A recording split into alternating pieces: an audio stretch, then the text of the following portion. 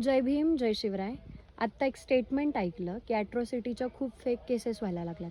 मला सरकारला हे विचारायचं आहे, फेक केसेस तर तेव्हा होतील जेव्हा तुम्ही आमच्या ॲट्रॉसिटीच्या केसेस घ्याल.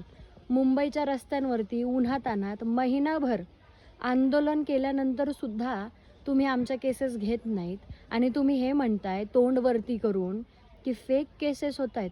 या देशामध्ये ॲट्रॉसिटीची गरजच लागली नसती जर तुम्ही लोकांना जातीवरून हिणवायला सुरुवात केली नसती.